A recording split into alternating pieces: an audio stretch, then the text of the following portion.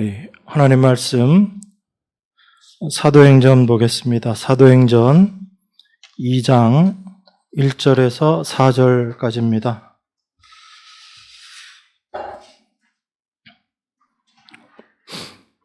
사도행전 2장 1절에서 4절까지 우리 신약성경 188페이지입니다. 우리 다 같이 한 목소리로 같이 봉독하겠습니다.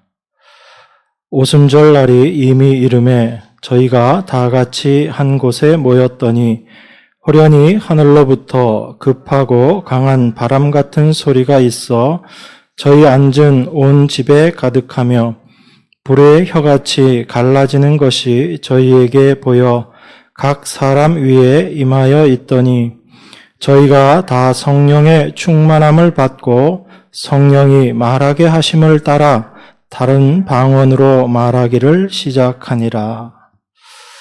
아멘.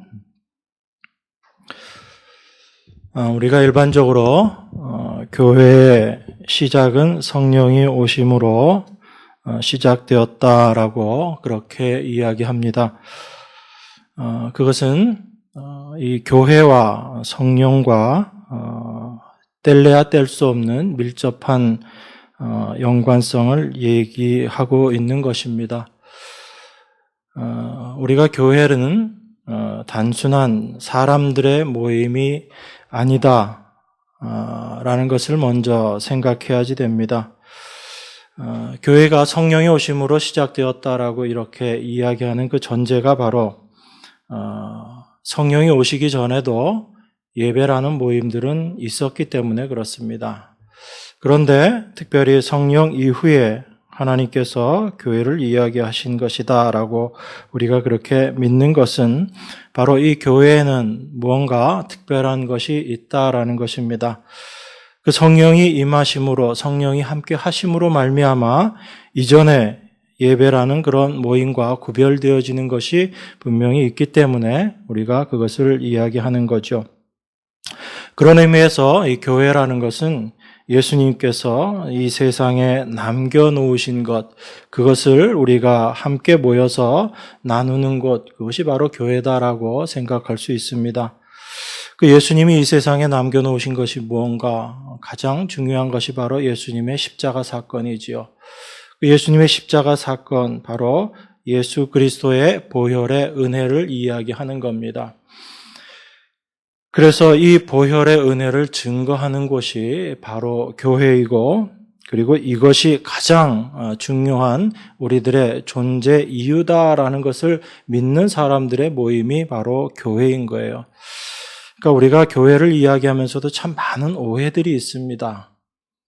제가 이따금 우리의 신앙에서 너무 상식적이고 일상적인 것에서 우리가 좀 벗어나야지 된다라고 말씀을 드리는 이유가 우리가 너무 신앙이며 모든 것들을 세상이 생각하는 기준으로 자꾸 이해하고 받아들이려고 해서 그렇습니다. 우리가 몸담고 있는 곳이 세상이고 우리가 태어난 곳이 이 세상이다 보니까 우리는 그 세상의 습성에 늘 익숙해 있습니다. 그러다 보니까 성경을 보면서도 그러한 기준으로 성경들을 보게 되고 이것이 우리가 하나님의 말씀을 오해하는 또 하나의 이유가 될 수 있다라는 겁니다. 우리가 예수님의 십자가를 이야기하고 예수님의 보혈의 은혜를 이야기할 때 우리가 제일 먼저 생각하는 건 그거죠. 예수님의 십자가, 보혈의 은혜로 우리가 구원받았다라는 것입니다. 그래서 그 십자가를 감사하고 그 십자가 앞에 우리가 무릎을 꿇게 되는 거죠. 그런데 그 예수님의 십자가의 피, 그 보혈의 의미를 우리가 좀 깊이 이해해야지 됩니다. 많은 사람들이 그 십자가를 이야기하면서 자기의 구원을 이야기해요. 그래서 그 구원받은 자기 자신만을 생각하면서 신앙생활을 합니다. 그런데 우리가 참 거기서 놓치는 것이 있어요. 예수님의 십자가에서의 흘리신 그 보혈의 의미, 그것은 우리가 최근에 히브리서를 통해서 묵상하고 있지만 히브리서는 어떻게 이야기하고 있는가 하면 예수님 자신을 단번에 들이심으로 말미암아 우리가 거룩함을 입었다라고 이야기합니다. 그것이 예수님의 보혈 십자가의 의미거든요. 그리고 거룩하게 된 우리들을 온전하게 하셨다라고 이야기해요. 그리고 우리에게 또다시 죄를 위하여 제사 드릴 것이 없다라고 이야기합니다. 예수님의 십자가의 완전성인 거죠. 우리는 늘 입으로 예수님께서 십자가에서 모든 것을 다 이루셨다라고 이야기합니다. 예수님의 피가 우리를 구속했다라고 이야기하지요. 그런데 정말 그 의미 가운데로 우리가 들어가고 있는가라는 것은 생각해 봐야지 되는 부분입니다. 여러분, 예수님의 십자가가 우리를 구원하였다라는 것은 다른 말로 이야기하면 인간의 노력은 아무 의미가 없다라는 것을 이야기하고 있는 거거든요. 이게 동전의 양면입니다. 그런데 우리는 십자가를 이야기하면서 여전히 무엇을 이야기하고 무엇을 생각하는가? 나의 존재 가치를 생각하는 거예요. 나의 행위를 생각하는 거고 나의 의를 생각하는 겁니다. 이게 세상 속에 물들어 있는 바로 우리들의 모습인 거예요. 그래서 교회가 성령으로 말미암아 시작되었다라는 것은 이런 세상의 사고, 세상의 생각들과 전혀 다른 생각을 하는 사람들의 모임이 교회라는 뜻이에요. 그런데 그것이 우리 인간의 노력, 인간의 능력으로는 불가능하다라는 이야기입니다. 우리가 이 세상을 살아가면서 이 세상에서 벗어난 이 세상의 사고와 세상의 가치관과 다른 사고와 가치관을 가지고 세상을 살아가는 것이 쉽지 않습니다. 우리가 의도적으로 그렇게 살아야지 된다라고 말은 하지만 실제 우리들의 삶의 많은 부분들이 세상과 하나 되어서 살아가고 있거든요. 그런데 우린 그걸 깨닫지 못해요. 알지 못합니다. 그저 그렇게 살아가는 것이 우리들의 삶이겠거니 또 이것이 당연한 모습이다라고 생각하고 그렇게 살아가고 있는 거죠. 그런데 그렇게 살아가고 있는 우리들 안에 성령이 오시게 되면 우리 안에 바뀌어지는 게 있다라는 것입니다. 우리 스스로의 힘으로는 알 수 없고 깨달을 수 없고 할 수 없었던 일들이 우리 안에 계신 성령으로 말미암아 이제 깨달아지게 되고 알게 되어지고 그리고 그 성령으로 말미암아 되어지는 일들이 생겨나기 시작한다라는 거예요. 그래서 교회는 성령으로 말미암아 성령이 오심으로 말미암아 교회가 시작되었다라고 이야기하는 겁니다. 그건 다른 말로 다시 말씀드리면 우리 인간의 힘으로는 절대로 되어질 수 없는 것이다라는 것을 이야기하고 있는 거죠. 그리스도인으로서의 삶이라는 것은 내 힘으로 살아갈 수 없다라는 것을 단적으로 이야기하는 겁니다. 그래서 우리가 십자가를 이야기하는 거예요. 십자가는 단지 내 죄를 위해서 예수님께서 돌아가신 곳 그런 의미가 아닌 거죠. 그 정도로 끝나는 것이 십자가가 아닙니다. 왜 예수님께서 십자가에 못 박힐 수밖에 없는가를 우리는 생각해야지 되는 거예요. 그 십자가를 보면서. 그 예수님의 죽으심이 바로 나를 위한 죽으심이다라는 것을 우리는 십자가를 통해서 바라볼 수 있어야지 됩니다. 그리고 그 십자가에 바로 내가 달려야지 되는 존재인데 예수님께서 대신 달려셨구나라는 것을 우리가 알게 될 때 하나님의 은혜가 무엇인지를 우리가 생각할 수 있게 되는 거죠. 그렇게 그 하나님의 은혜를 아는 자들은 십자가의 의미가 다르게 다가올 수밖에 없어요. 이전에는 내가 하나님께 구원받은 사람이니까 무언가를 이제 하나님께 돌려드려야지 이런 생각을 하지만 참된 십자가의 의미를 깨닫고 나면 내가 하나님 앞에 할 수 있는 일이 아무것도 없구나라는 것을 알게 되는 거예요. 그래서 예수님께서 십자가에 못 박혀 죽으신 겁니다. 예수님의 죽으심이 바로 그 의미인 거죠. 예수님의 피 흘리심이 바로 우리 인간은 아무것도 할 수 없다라는 것을 드러내고 있는 모습이다라는 겁니다. 그래서 성령이 아니면 교회가 이루어질 수 없다라고 말씀드리는 거예요.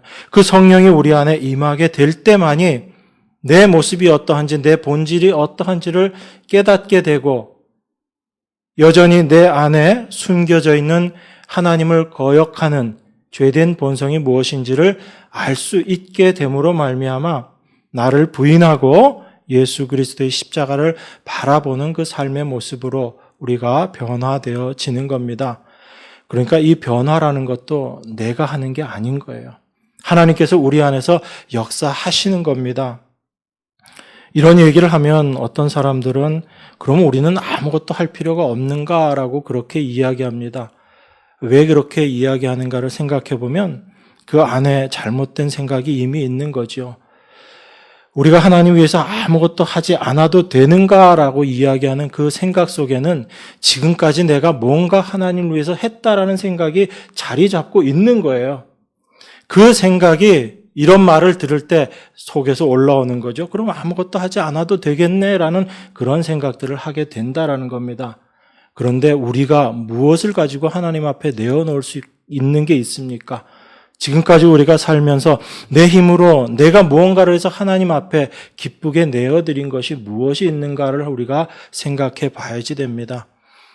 우리의 모든 것들이 하나님께로부터 주어진 것임을 우리가 안다면 우리의 생명조차도 그리고 우리의 날마다의 삶조차도 하나님께서 우리에게 허락하시고 인도하심으로 말미암아 이루어지고 있는 삶이다라는 것을 생각하면 우리의 것으로 하나님께 내어놓을 것이 아무것도 없다라는 걸 우리가 고백할 수밖에 없는 겁니다. 그래서 우리는 그저 하나님께 받은 것들을 내어놓을 수밖에 없는 거예요. 하나님께 받은 것이기 때문에 내 것이 아니기 때문에 나눌 수 있는 겁니다. 그러한 마음조차도 하나님께서 우리에게 주시지 않으면 우리는 여전히 강팍한 마음으로 이 세상을 살아갈 수밖에 없고 세상에서뿐 아니라 교회 안에서도 예배당 안에서도 강팍한 마음을 가지고 살아갈 수밖에 없는 것이 우리들의 본질의 모습이다라는 거예요. 말씀은 우리에게 그것을 깨닫게 해주시는 겁니다. 그런 우리의 본질이 어떠한지를 말씀은 샅샅이 다 들춰내시는 거예요. 그래서 바로 성령으로 말미암지 않고는 우리 인간 안에 있는 그 공로와 자기를 드러내려고 하는 그 자기의가 나타나지 않고 이것이 무너지지 않기 때문에 성령이 오셔야지만 교회는 가능하다라는 것입니다. 그런데 오늘 이 성령의 오심, 성령의 충만의 모습을 방언이라는 이 모습으로 우리에게 이야기하고 있습니다. 오순절날에 성령께서 임하셨습니다. 급하고 강한 바람같이 온 집에 가득하고 불의 혀같이 저희들에게 보이고 각 사람 위에 임했다라고 이야기합니다. 그때 그 성령이 임하심, 그 성령의 충만함을 받고 성령이 말하게 하심을 따라 다른 방언으로 말하기 시작했다라고 이야기해요. 여기서 이 방언이라는 것은 우리가 알아들을 수 없는 어떤 그런 이야기가 아닙니다. 이 뒤의 내용들을 살펴보면 난 곧 방언으로 이야기했다라고 그렇게 말하고 있습니다. 그래서 이 방언이라는 의미는 알아듣지 못하는 사람에게는 여전히 방언으로 그렇게 들릴 수밖에 없지만 그 말씀이 들려지는 사람에게는 어떻게 들려지는 거냐? 난 곧 방언, 자기의 말로 들려지는 겁니다. 이게 방언이 이야기하고 있는 바거든요. 단순히 우리가 알아들을 수 없는 그런 썰라썰라 하는 그것이 방언이 아니라 성경이 이야기하는 방언은 난 곧 방언이라는 얘기예요. 그런데 그 말씀을 듣는 사람들은 그것을 듣고 이해하지만 그것을 듣지 못하는 사람들에겐 그거는 여전히 못 알아들을 소리밖에 안 되는 거죠. 그래서 그 방언은 믿지 못하는 자들에게는, 믿지 않는 자들에게는 그 방언이 오히려 심판의 모습으로 드러날 수밖에 없다라는 거예요. 오순절 성령 임하심을 방언 사건으로 설명하는 데는 몇 가지 이유가 있습니다. 우리가 이 사도행전 2장에 나와 있는 내용을 좀 잘 이해하면 우리의 신앙의 모습과 그리고 성경을 이해하는 데도 많은 도움이 됩니다. 여러분, 일반적으로 성경에서 이야기할 때 이 방언, 다른 나라 말이라는 것은 어떤 의미에서 많이 쓰여졌냐면 하나님께서 심판을 이야기할 때 이 방언, 다른 나라 사람, 다른 말, 알아듣지 못하는 말 이런 표현들을 많이 쓰셨어요. 특별히 선지서들 통해서 보게 되면 선지자들의 이야기가 많은 부분들이 그런 이야기들을 합니다. 그래서 하나님께서 심판을 하시는데 어떻게 심판을 하세요? 너희가 알지 못하는 다른 나라 사람들을 데리고 와서 심판하시겠다라고 그렇게 말씀하시죠. 그래서 다른 나라 말, 방언이라는 것은 일반적으로 심판을 이야기합니다. 우리 신명기 28장에도 보면 그 말씀이 나옵니다. 우리 신명기 28장 49절에 보면 이렇게 이야기합니다. 제가 봉독하겠습니다. 곧 여호와께서 원방에서 땅끝에서 한 민족을 독수리의 나름같이 너를 치러 오게 하시리니 이는 내가 그 언어를 알지 못하는 민족이요. 언어를 알지 못하는 민족을 하나님께서 데리고 들어와서 너를 치게 하시겠다라고 이야기합니다. 신명기 28장은 하나님의 저주를 말씀하고 있는 것이죠. 하나님의 말씀을 순종하지 않으면 하나님께서 이렇게 치시겠다, 심판하시겠다라고 말씀하시는데 내가 그 언어를 알지 못하는 민족이다라고 이야기합니다. 그래서 성경에서 방언, 다른 나라 말, 알지 못하는 말이라는 것은 바로 심판을 이야기하는 거예요. 그래서 결론적으로 먼저 말씀드리면 여러분 우리가 복음을 전하고 하나님의 말씀을 전하는데 어떤 사람들에게는 이 하나님의 말씀, 복음의 말씀이 들려져요. 깨달아지고 알아듣습니다. 그런데 어떤 사람에게는 이 복음의 말이 어떻게 들려요? 모르는 말, 이해할 수 없는 말로 들리는 거죠. 그게 바로 방언으로 들린다라는 의미거든요. 그래서 하나님께서 특별히 성령 충만을 이 방언으로 설명하신 것에는 이러한 의미들이 있는 거예요. 그래서 방언은 단지 우리가 못 알아들을 말을 짓거리는 것이 아니라 참된 하나님의 백성들에게는 이 방언이 하나님의 뜻을 알고 하나님을 아는 귀한 은혜의 말씀으로 다가오게 되지만 심판의 사람들에게는 이 방언이 알아들을 수 없는 말로 나타나게 되고 그 말에 대해서 거부하는 모습으로 나타나게 된다라는 것을 우리에게 보여주고 있는 거예요. 그래서 방언으로 하나님께서 오순절 성령 충만, 성령 임하심을 이렇게 설명하고 있는 겁니다. 그래서 지금 이 시대에도 마찬가지잖아요. 우리가 복음을 전했을 때 그 복음을 듣지 못하는 사람들은 여전히 방언으로 들리는 거예요. 그래서 그 말을 어떻게 받아들이죠? 조롱하는 겁니다. 그런데 참 하나님의 말씀으로 받아들이는 사람들은 어찌할꼬 하는 탄식의 마음으로 말씀을 받게 되지요. 그래서 이 시대에도 여전히 복음은 무엇으로 전파되는 거예요? 방언처럼 드러날 수밖에 없는 거예요. 방언으로 전파되는 겁니다. 그런데 하나님의 자녀들은 그 말씀을 듣고 회개하게 되고 깨우치게 되고 하나님께 돌아오게 되는 거예요. 그렇지 않은 자들은 비방하고 조롱하고 그래서 이 세대를 패역한 세대라고 이야기하는 겁니다. 패역한 세대라는 것은 단순히 우리가 살인, 강도, 나쁜 짓을 저지르는 그런 세대이기 때문에 패역한 세대라는 게 아니에요. 우린 자꾸 성경을 윤리 도덕으로 이해하려고 하는데 성경에서 여러분 윤리 도덕을 찾지 마십시오. 이 세상이 유지되고 있는 것이 윤리 도덕인 거예요. 이 세상을 주관하고 있는 하나의 원리인 거죠. 성경의 원리가 아닙니다, 그건. 그래서 윤리도덕을 우리가 생각하면서 어떤 신앙을 생각하면요, 기독교는 일반 종교가 되어버리는 거예요. 그래서 이 세상을 패역한 세대라는 하나님의 말씀은 이 세상이 우리가 생각하는 그런 나쁜 짓을 하는 그게 아니라 하나님의 말씀을 그 말씀하신 분을 하나님으로 받아들이지 않는 세대이기 때문에 세상이기 때문에 이 세상을 패역한 세대라고 이야기하고 악한 세상이라고 이야기하는 겁니다. 그래서 우리가 말씀을 볼 때 잘 보고 이해하셔야지 되는 거죠. 그런데 하나님께서 왜 이 방언을 통해서 성령의 임하심을 우리에게 설명하시는가? 또 하나의 이유가 바로 심판을 이야기하면서 이것이 소망을, 하나됨을 이야기하고 있기 때문에 그렇습니다. 사람의 언어를 혼란시켜버리고 이 언어를 나누게 된 사건이 있죠. 창세기에 보면. 그게 바로 바벨탑 사건입니다. 그들이 했던 일이 뭐죠?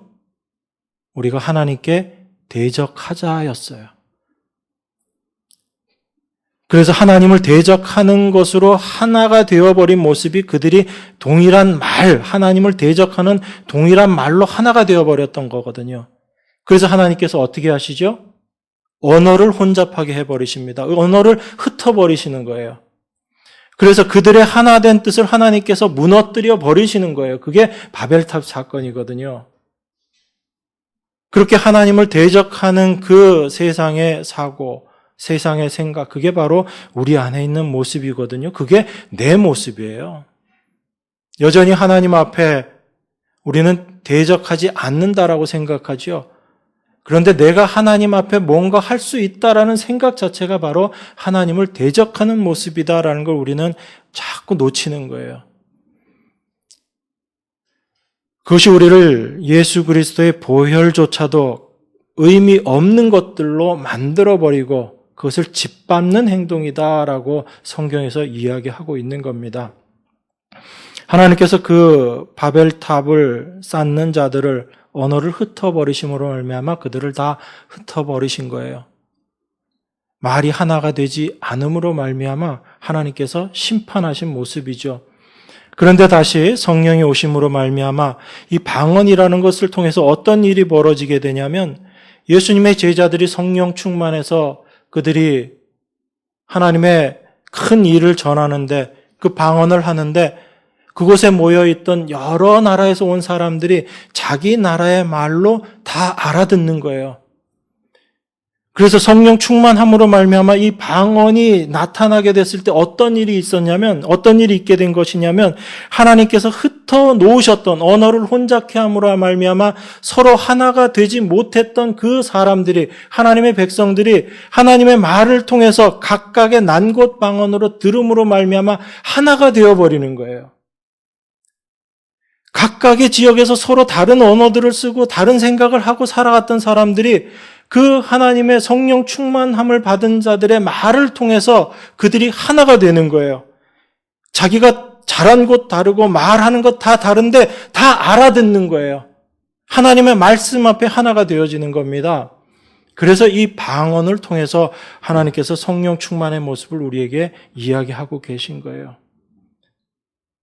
바벨탑 사건에서 흩어졌던 인간의 언어들이 바로 성령 충만의 방언 사건을 통해서 하나 되는 모습으로 보여주는 거죠. 이걸 사도가 에베소서에서 몸이 하나이요 성령이 하나이니 만유를 하나님께서 통일하시고 하나님 안에서 우리가 다 하나 되게 하셨다라고 이야기하시는 거예요. 이게 하나됨의 의미거든요. 그래서 단순히 방언을 해서 어떤 사람들이 하나님의 말을 알아들었다 이 차원의 문제가 아니고 하나님의 뜻을 아는 자들, 하나님의 뜻 안에 하나가 되어서 그 몸이 하나인 것처럼 하나님께서 통일시키시는 모습을 지금 우리에게 보여주고 계시는 거죠. 그래서 예수님께서도 마가복음 16장 7절에서 뭐라고 말씀하시냐면 믿는 자들에게는 이런 표적이 따르리니 곧 저희가 내 이름으로 귀신을 쫓아내며 새 방언을 말하며 이렇게 이야기하십니다. 믿는 자들에게 나타나는 표징이 바로 새 방언을 말한다는 이야기예요. 그 새 방언이 뭐죠? 바로 복음이잖아요. 예수 그리스도의 죽으심과 부활하심과 우리와 지금도 함께 계심을 증거하는 것이 새 방언이거든요. 이 방언이 어떤 사람에게는 참 귀한 방언, 난곳 방언으로 들려지는 거예요. 어떤 사람에겐 이것이 도무지 알 수 없는 소리로 들려지는 겁니다. 그 사람에게는 이 말씀 자체가 이미 심판인 거죠. 심판은 여러분 나중에 있는 게 아닙니다. 이미 이 세상 가운데 살면서 심판을 받는 거예요. 하나님을 믿는 자들은 이미 그 심판에서 벗어난 것이다라는 의미가 그거거든요. 믿지 않는 자들은 이미 이 세상 가운데서 심판을 받고 있는 거예요. 하나님의 심판은 이미 임한 겁니다. 그것이 마지막 때 확정되는 것뿐인 거죠. 그래서 우리가 눈으로 확인하면서 사는 거잖아요. 하나님의 말씀, 복음을 전할 때, 그 방언을 전할 때 어떤 사람에게는 바로 소망으로 그 말씀들이 받아들여지지만 어떤 사람에게는 그 말씀이 심판으로 받아들여지고 있는 것을 우리 눈으로 확인하고 있잖아요. 우리가 하나님의 말씀을 올바로 전하고 있을 때 우리가 직접 확인하는 거지요. 그것을 볼 때 우리 마음 가운데 어떤 생각이 들어요? 아, 내가 뭐 대단한 게 있어서 구원받고 은혜 받았는구나. 이게 아닌 거잖아요. 이런 나를, 나도 저 사람과 동일한 모습인데 이런 나를 구원하여 주신 하나님의 은혜가 참으로 귀하고 감사하다라는 이 삶을 살아가게 되는 거죠. 그러니까 여러분, 우리 성경에 나와 있는 하라 하지 말라는 말씀은 여러분들이 의지적으로 뭘 해내는 게 아니에요. 제가 늘 말씀드리잖아요. 이 말씀들을 자꾸 하라 하지 말라를 우리가 뭔가 해야지 되는 것으로 받아들이면 이건 다 율법인 거예요. 유대인들이 그렇게 생각하고 하나님의 말씀을 받았으면서도 그 말씀의 의미를 알지 못하고 열심히 자기 의를 세우려고 수고하고 애썼다라고 로마서에서 이야기하고 있잖아요. 하나님의 말씀은 우리로 하여금 이것을 지켜내게 하기 위한 것이 아니라 이 말씀을 통해서 나는 할 수 없는 존재다라는 것을 깨닫기 위한 거예요. 우리의 죄를 깨닫기 위한 것이 하나님의 말씀입니다. 그래서 나의 모습을 아는 자들은 내가 할 수 없음을 고백하게 될 때 우리는 자연히 우리의 시선이 십자가로 갈 수밖에 없는 거예요. 그 예수님을 바라볼 수밖에 없는 겁니다. 내가 할 수 없다는 걸 알게 될 때 이제 우리의 시선이 하나님께로 향하게 되는 거예요. 그러니까 내가 할 수 없다는 것을 깨닫는 게 누구의 손길인 것 같아요? 하나님의 손길인 거예요. 여러분들이 죄인의 모습으로 드러나는 것 자체가 바로 하나님의 역사하심이 바로 여러분의 삶 가운데 있다라는 증거거든요. 그러니까 우리가 하나님의 임재를 이야기하면서 뭐 대단한 것 받고 뭐 불을 받고 이적을 행하고 이런 것들을 하나님의 임재, 내 안에 하나님이 계시다라는 것으로 자꾸 착각하는 거예요. 그게 아닌 거예요. 하나님이 우리 안에 계시기 때문에 내 안에 있는 죄의 모습들이 드러나게 되는 겁니다. 그 하나님이 내 안에서 역사하고 계시는 모습이거든요. 그런데 우리가 생각하는 어떤 일을 할 때 하나님이 나와 함께 하셨다, 감사하다 이렇게 이야기하죠. 그게 아닌 거예요, 사실은. 오히려 하나님이 우리와 함께 하시면 우리가 어떤 존재인지를 철저히 깨닫게 하심으로 우리의 시선이 하나님께로 향하게 하는 그것이 바로 하나님의 함께 하심인 거예요. 그래서 예수님께서 요한복음 14장에서 그 말씀을 하시잖아요. 내가 너희를 위해서 처소를 예비하러 간다라고 말씀하시죠. 그리고 그 처소를 예비하심으로 말미암아 다른 보혜사를 너희에게 보낼 것이다라고 이야기하십니다. 그 보혜사가 우리에게 임하면 우리 안에 분명하게 확신되어지는 것이 있어요. 이걸 감정적으로 여러분들 이해하시고 느끼시려고 하시면 안 되는 거예요. 예수님 뭐라고 말씀하세요?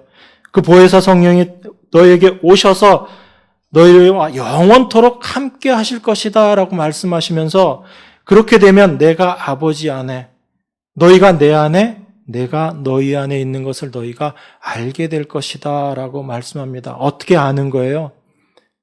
마음에 뜨거운 게 있어서 알게 되는 거예요? 하나님의 말씀대로 이 말씀이 우리 안에 임하니까 그 빛이 우리에게 임하게 되니까 어두운 우리의 것들이 빛으로 말미암아 드러나게 되고 그것이 얼마나 추한 것인지 알게 되는 그 모습을 통해서 하나님께서 내 안에서 지금 역사하고 계시구나라는 것을 알게 되는 거죠. 그래서 사도가 그 이야기를 하는 거예요. 율법이 너에게 임한 것은, 하나님의 말씀이 우리에게 임한 것은 우리의 죄를 더하게 하기 위함이다라고 말씀하시는 거예요. 우리 모습이 어떤지를 깨닫게 하시겠다라는 거예요. 그게 하나님이 여러분 안에 지금 계신 증거거든요. 다른 거 가지고 증거 찾으려고 하지 마시고 하나님의 이 말씀이 내 안에서 분명히 어떻게 깨달아지는지를 여러분들이 아셔야지 되는 거예요.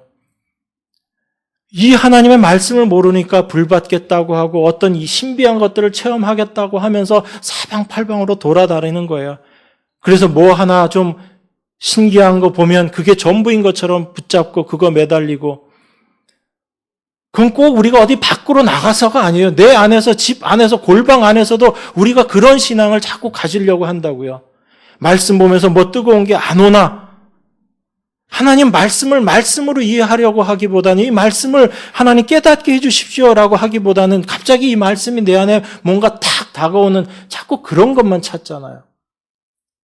하나님의 말씀은 우리에게 단순히 감정적으로, 감각적으로 이해되어지는 것이 아니에요. 성령은 인격입니다. 어떤 단순한 능력이 아니거든요. 인격은 분명한 일관성이 있는 거예요.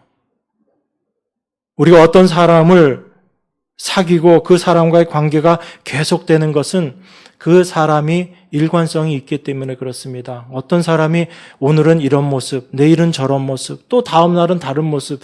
여러분 그런 사람과 어떤 사귐을 가지실래요? 그건 인격과 인격의 만남이 아니거든요. 그건 오히려 감정적인 만남이에요. 여러분들이 거기서 벗어나셔야지 됩니다. 그래서 하나님과 인격적인 만남이 우리에게 이루어지게 될 때 우리는 하나님을 조금씩 알아가는 거예요. 근데 이것이 하나님께서 우리 안에 역사하시는 모습인 겁니다. 하나님을 그렇게 우리로 하여금 깨닫게 해주시는 하나님의 일하심이다라는 것을 우리가 알아야지 되는 거예요. 그래서 이 방언, 하나님의 말씀이 선포된 그 내용이 무엇인가라는 것을 사도행전 2장 14절부터 베드로 사도의 말을 통해서 이야기하는 겁니다. 사도행전 2장 11절에 보면 이렇게 이야기하죠. 우리가 다 우리의 각 방언으로 하나님의 큰 일을 말함을 듣는도다라고 이야기합니다. 그러니까 제자들이 성령 충만해서 방언을 할 때 그 내용이 무엇인가? 그게 바로 하나님의 큰 일을 이야기한 것, 하나님의 큰 일이라는 이야기죠. 그 하나님의 큰 일을 사도가 14절 이후에 쭉 이야기하는 겁니다. 그 내용이 뭐예요? 하나님의 이 말씀이 하나님의 영이 너희들에게 임하게 될 텐데 그렇게 되게 되면 자녀들이 예언하게 되고 젊은이들이 환상을 보고 늙은이들이 꿈을 꿀 것이다 라고 이야기합니다. 여기서 이야기하는 예언, 환상, 꿈, 이 모든 게 뭘 이야기하는 거예요? 이게 바로 복음을 이야기하는 거거든요. 참된 복음은 우리에게 예언의 말씀인 거예요. 이미 선지자들이 말씀하셨던 그 예언의 말씀이 이루어지는 겁니다. 참된 복음은 예수님 다시 오시겠다는 또한 그 말씀이거든요. 그들 안에 그것이 참된 환상으로 다가오게 되는 거죠. 그 환상이 실제로 다가오게 되는 겁니다. 그들에게 참된 꿈, 온전한 소망으로 다가오게 되는 거죠. 복음을 이야기하고 있는 거예요. 어떤 다른 것을 이야기하는 것이 아니라. 그래서 그 영을 받은 자들의 삶을 이야기하고 그 내용을 이야기하면서 다윗을 이야기하잖아요. 다윗이 그 하나님을 만난 예수 그리스도를 만남으로 말미암아 그가 어떤 고백을 하고 있는가를 우리에게 설명하고 있는 거죠. 그게 사도 베드로의 말이잖아요. 바로 예수 그리스도의 죽으심과 부활을 이야기하고 있는 것이 베드로가 말하는 하나님의 큰 일인 거예요. 이것이 바로 복음을 이야기하는 겁니다. 그래서 그 하나님의 뜻대로 예수 그리스도께서 십자가에 못 박혀 돌아가셨다라고 이야기하는 거예요. 그런데 그 하나님의 뜻대로 바로 우리의 죄악된 모습을 예수 그리스도의 십자가를 통해서 드러내셨다라는 거예요. 그래서 너희들이 그 예수 그리스도를 십자가에 못 박았다라고 이야기하는 겁니다. 그건 단순히 그때 당시에 유대인을 이야기하는 것뿐만 아니라 바로 지금 우리들을 이야기하고 있는 거죠. 바로 우리들이 그 예수 그리스도를 십자가에 못 박았다라는 얘기입니다. 예수님이 이야기하셨던 그 말씀을 우리가 받아들이지 않고 그 예수님을 인정하지 않았다라는 이야기예요. 왜 그렇죠? 우리가 기대했던 메시아가 아니다라는 이야기예요. 유대인들이 기대했던 메시아가 아니었거든요. 이 땅에 오신 참 하나님의 아들 예수 그리스도는. 그들이 기대했던 메시아는 어떤 메시아였어요?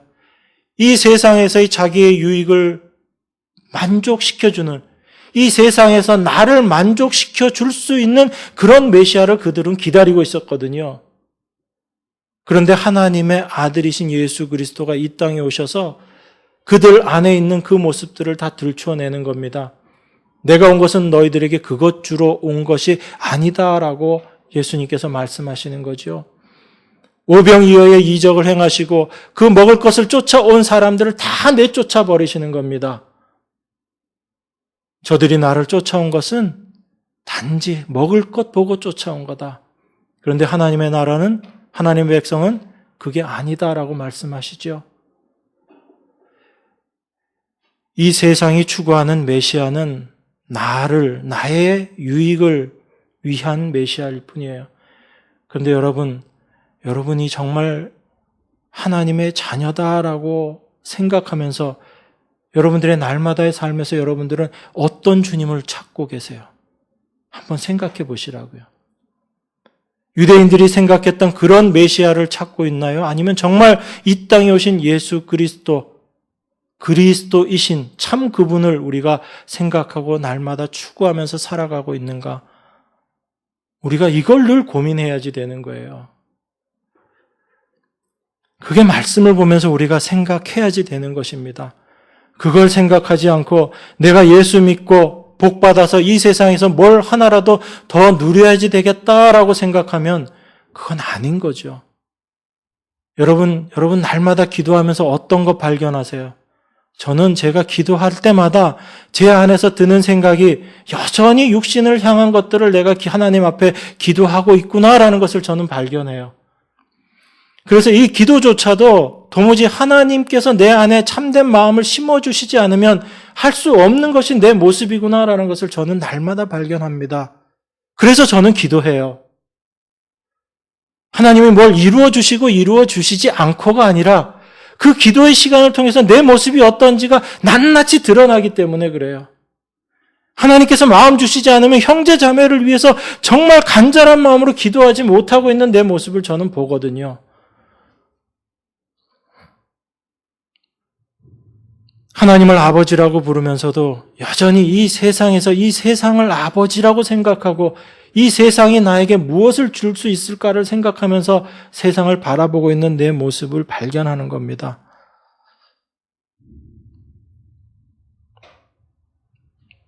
여러분, 성령께서 우리 안에서 그 일들을 하시는 거예요.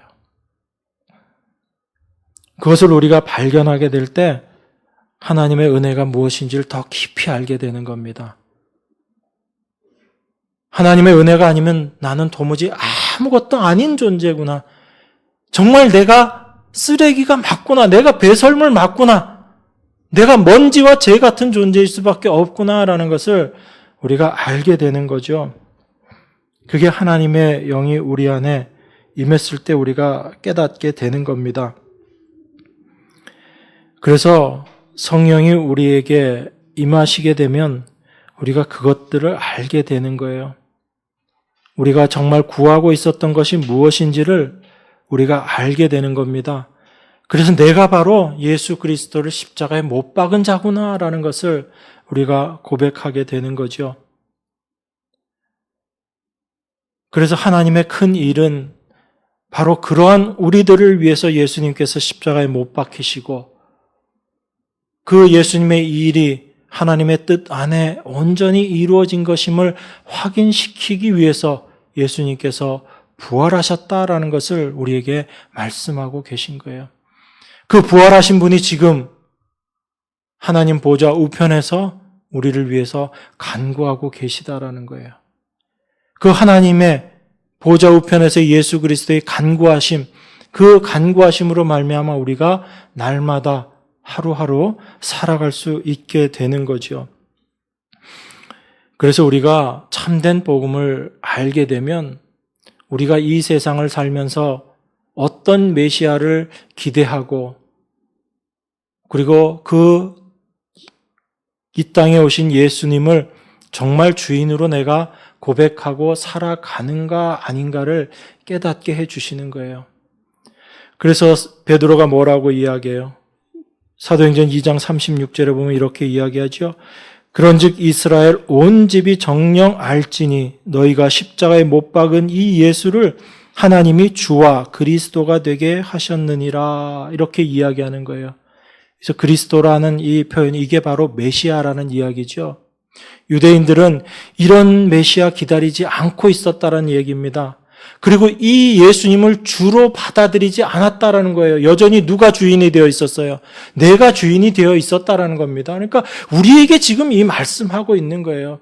그 예수 그리스도를 우리가 이야기하고 예수 그리스도의 십자가를 이야기하고 구원을 이야기하면서도 우리는 어떤 것을 이야기하는 거예요? 나를 위한 예수님, 나를 위한 메시아, 그 사람의 마음 가운데는 예수님이 여전히 주와 메시아가 되지 않는 거예요. 여전히 내가 주인이 되어 있는 겁니다. 나를 위한 메시아를 생각하고 있는 사람이에요. 그 사람은 예배당 안에서 십자가를 이야기하고 무엇을 이야기한다 해도 사실은 하나님을 모르는 자일 수밖에 없는 거예요. 유대인들이 그 예수님을 십자가에 못 박아 버렸습니다. 그들이 생각했던 주가 아니다라는 얘기죠. 그들이 생각했던 메시아가 아니다라는 이야기입니다. 그래서 그 말씀을 듣고 베드로의 그 이야기를 들은 자들이 성령의 감동을 받아서 고백하게 되는 이야기가 바로 그들이 이 말을 듣고 마음에 찔려 베드로와 다른 사도들에게 물어가로되 형제들아 우리가 어찌할꼬 이렇게 이야기하는 겁니다. 그 주인을, 그 메시아를, 그 하나님을 자기들 손으로 십자가에 못 박아버렸으니까 어찌할꼬라는 고백이 나올 수밖에 없는 거죠. 이제 어떻게 해야지 되는가요? 자기들이 그렇게 기다렸던 그 메시아를 알지 못하고 그 메시아를 오히려 십자가에 못 박아버렸다라는 것을 알게 됐을 때 그 마음이 어떠했을까를 생각해 보시라는 겁니다, 여러분. 내가 그 주님을, 그 하나님을 알지 못하고 내가 그 하나님을 십자가에 못 박아버렸다라고 내가 알게 되었을 때 여러분 마음이 어떨 것 같아요? 그 마음 가운데 나오는 것이 어찌할꼬라는 탄식인 거예요. 우리 어떻게 해야지 되는가? 그럼 도무지 우리가 그 하나님을 십자가에 못 박아버렸는데 이제 우리 어떻게 해야지 되는가라는 이 고백을 하게 되는 거죠. 그래서 사도가 이야기합니다. 너희가 회개해서 예수 그리스도의 이름으로 세례받고 죄사함 받고 그리하면 성령 선물 받을 것이다. 이렇게 이야기하는 거예요. 여기 이 말씀도 우리가 자꾸 오해하죠. 우리가 회개하면 우리가 죄사함 받고 성령 선물로 받을 것이다 라고 생각하지만 여러분 사도가 지금 이 이야기를 할 때 이미 어떤 일이 일어났던 거예요. 성령으로 말미암아 이들이 이미 회개하는 모습으로 변해진 거예요. 성령의 역사가 임했던 겁니다. 그러니까 회개함으로 말미암아 성령이 온다라는 것은 이 표현의 앞뒤 관계 속에서의 이 말의 의미는 뭐인 거예요? 이미 이들은 성령으로 말미암아 그들의 모습이 드러나게 되고 성령으로 말미암아 그들이 그 모습들을 깨닫게 된 거예요. 그렇게 되었을 때 그들이 참된 회개를 할 수 있다는 걸 이야기하고 있는 겁니다. 그 참된 회개함을 통해서 성령이 그들 안에 역사하고 있음을 드러내는 거죠. 그게 성령 충만의 모습이고 그게 참된 회개의 모습인 거예요. 그래서 39절에서 이렇게 이야기하는 겁니다. 이 약속은 너희와 너희 자녀와 모든 먼데 사람 곧 우리 주 하나님이 얼마든지 부르시는 자들에게 하신 것이라. 하나님이 부르신 자들에게 이 일 하신 것이다 라고 그렇게 이야기하는 거죠. 그래서 하나님께서 역사하시지 않으면 우리 마음 가운데 회개의 일도 일어나지 않는 거예요. 부르신 자들에게만 가능한 거죠. 이걸 바울이 로마서에서 뭐라고 이야기해요? 원하는 자로 말미암음도 아니고 다른 박질하는 자로 말미암음도 아니고 오직 긍휼히 여기시는 하나님으로 말미암음이다라고 사도가 이야기하잖아요. 우리가 어떻게 해서 되어지는 일이 아니다라는 거죠. 하나님의 긍휼하심, 하나님께서 우리를 불쌍히 여기심으로 말미암아 당신의 택하신 백성들에게 되어지는 일이다라는 것을 이야기하고 있는 거예요. 그러니까 우리가 성경을 하나씩 알아가면 알아갈수록 내 자신에 대해서는 모든 것들을 내려놓을 수밖에 없는 거예요. 털끝 하나도 내가 주장하고 내세울 수 있는 것이 아무것도 없다라는 것을 알게 됩니다. 이것이 하나님의 말씀을 받은 자들의 모습인 거거든요. 그래서 사도가 내가 죄인 중에 괴수다라고 이야기하는 거예요. 사도가 얼마나 큰 죄를 지어서 그렇겠어요. 빛을 통해서 하나님을 알아가면 알아가고 자기 자신의 모습을 알아가면 갈수록 자기의 본질이 무엇인지를 깨달은 거죠. 여러분, 이게 사도 바울의 어떤 위대성을 이야기하는 게 아니에요. 바로 하나님께서 우리 안에서 이 일을 하시겠다는 것을 사도를 통해서 우리에게 지금 말씀하고 계신 거예요. 성경에 나오는 사람들을 어떤 위대한 인물로 생각하고 그 사람 본받아야지라고 생각하지 마십시오. 하나님께서 그들에게 행하신 일들을 여러분 안에서 반드시 행하실 거예요. 그게 믿는 자 안에서 되어질 하나님의 큰 일이기 때문에 그래요. 우리가 뭐 대단한 일을 할 때 하나님께서 우리를 부르셨어요? 아니에요. 우리가 죄인 되었을 때 하나님께서 우리를 부르셨다고요. 어떻게? 당신의 아들을 십자가에 못 박아 죽이심으로 말미암아 우리를 부르신 것이 하나님의 은혜이고 그것이 바로 하나님의 긍휼하심이다라는 걸 우리가 알아야지 됩니다.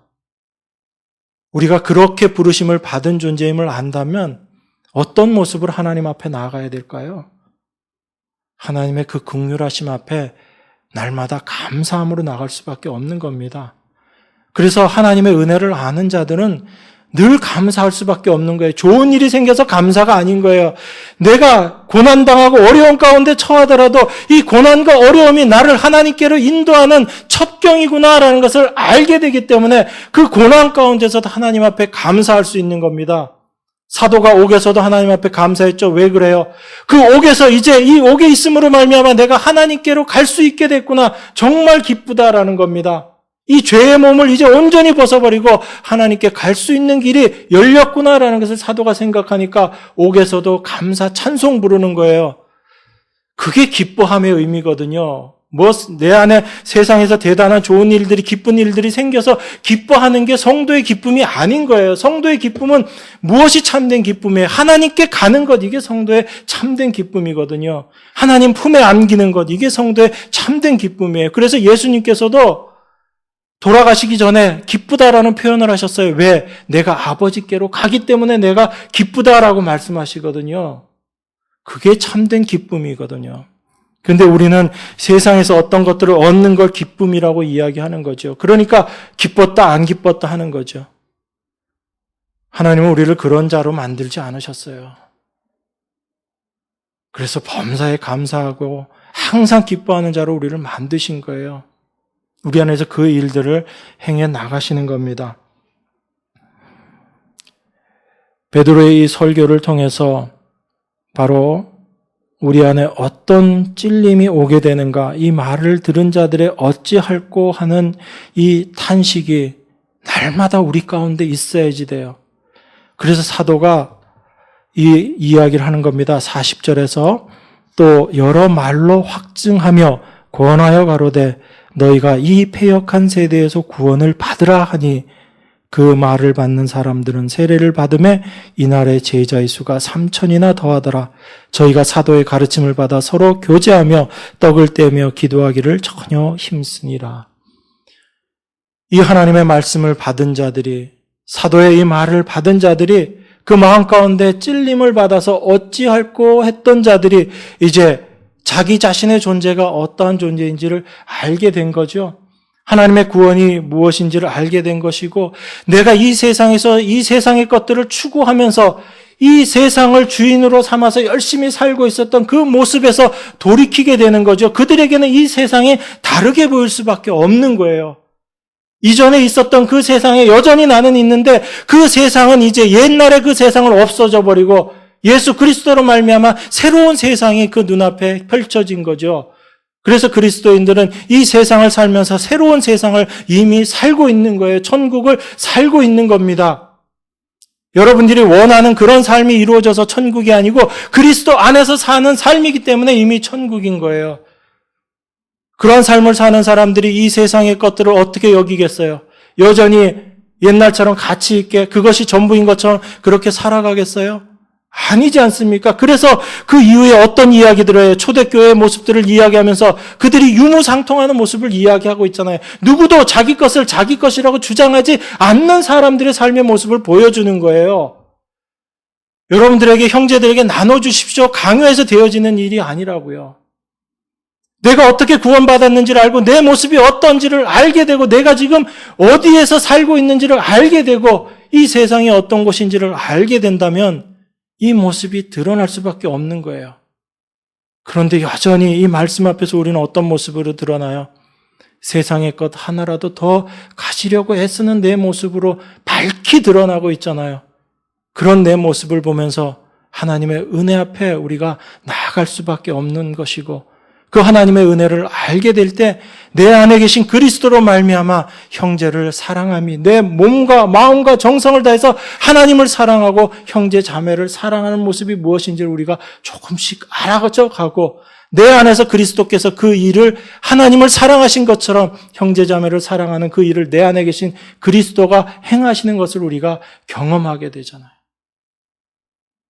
그래서 나의 나된 것이 하나님의 은혜일 수밖에 없다라는 것이 사도의 참된 이 고백이 여러분의 고백이 되게 하나님께서 만들어 가시는 거예요. 우리는 이 은혜를 바라보면서 살아가는 자들입니다. 이것이 참된 하나님의 온전한 방언으로 여러분들에게 들려지기를 원해요. 그래서 이 방언을 들을 때마다, 이 복음의 말씀을 들을 때마다, 여러분들이 날마다의 삶 가운데 이 하나님의 말씀을 볼 때마다 어찌할꼬 하는 이 마음이 여러분에게서 생겨나서 회개함으로 말미암아 이 패역한 세대에서 구원을 날마다 이루어가는 여러분들의 삶이 되어야지 돼요. 이게 하나님의 참된 방언의 말씀인 겁니다. 이 은혜가 여러분의 날마다의 삶 가운데 있기를 원합니다. 이 은혜가 저와 여러분들의 삶을 날마다 주관해 가시기를 원합니다. 같이 기도하겠습니다. 하나님 아버지 감사합니다. 말씀을 통해서 하나님께서 우리에게 이야기하시고자 하시는 것이 무엇인지를 잠시 생각했습니다. 참된 하나님의 말씀이 우리에게 난곳 방언으로 들려지게 하여 주시옵소서. 그래서 우리 안에서 어찌할꼬 하는 탄식으로 말미암아 하나님께 나아가는 자들로 주님 세워 주시옵소서. 우리는 도무지 할 수 없는 자들임을 고백하오니 주께서 성령으로 우리 안에서 이루어 주실 줄 믿고 그 주님만 바라보며 날마다 나아가는 저희들 될 수 있도록 축복하여 주시옵소서. 말씀하신 주님께서 온전히 이루어 주실 줄 믿고 예수 그리스도 이름으로 기도드리옵나이다. 아멘.